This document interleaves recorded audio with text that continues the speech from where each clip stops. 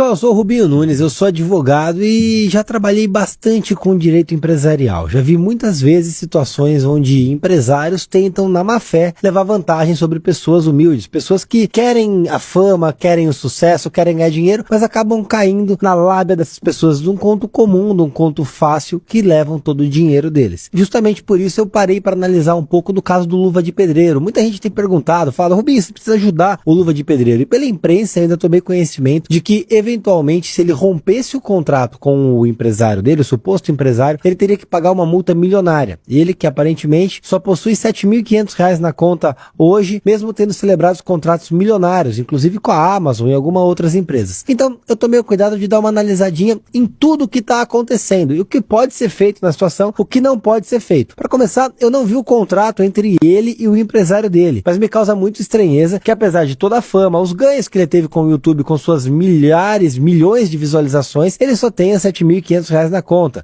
que mesmo fechando contratos com empresas tão grandes como a Amazon, ele tem uma quantia tão pequena na conta. E uma coisa que salta aos olhos é que ele é uma pessoa muito humilde, está descobrindo o mundo, a vida, as possibilidades da vida agora. E aparentemente o empresário é uma pessoa bastante experiente, que levou ele até grandes empresas, fez com que ele rodasse o mundo, ficasse famoso, mas aparentemente sem dinheiro. Antes de adentrar especificamente ao caso, vale lembrar para você que os contratos firmados por todo mundo são regidos por alguns princípios. Um deles, o princípio da boa-fé objetiva, que pressupõe a boa-fé entre as partes que celebram o contrato, e a bilateralidade, ou seja, que o contrato ele gera obrigações e benefícios para ambos os lados. Ambas as partes vão ganhar e ambas as partes vão ter obrigações dentro daquele contrato. Portanto, um contrato é leonino e abusivo quando uma parte está ganhando tudo e aparentemente a outra parte não leva a nada. E é exatamente isso que a gente está vendo no caso em análise. Quando a gente para comparar o caso do Luva de Pedreiro e verifica que ele não ganhou nada e aparentemente teve ganhos vultosos que ficaram todos na mão do empresário, o primeiro passo a ser resolvido, a ser tomada, a primeira medida que o Luva de Pedreiro deve tomar é justamente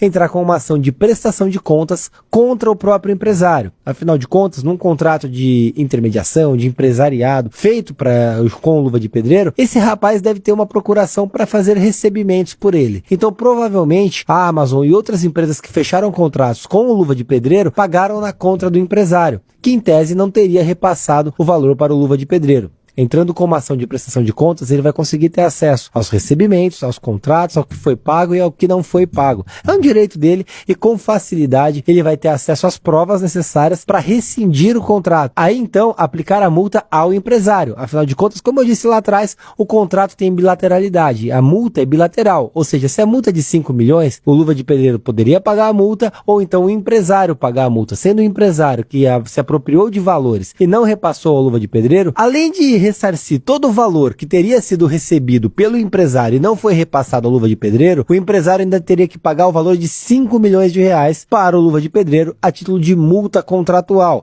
E ainda assim rescindindo o contrato, portanto livrando o Luva de Pedreiro para que ele possa tocar a própria vida, contratar um outro advogado. Vale dizer ainda que estamos falando de um eventual caso de apropriação indébita, portanto um crime na esfera penal. Além do ilícito civil que eu comentei com vocês há pouco, há o ilícito penal.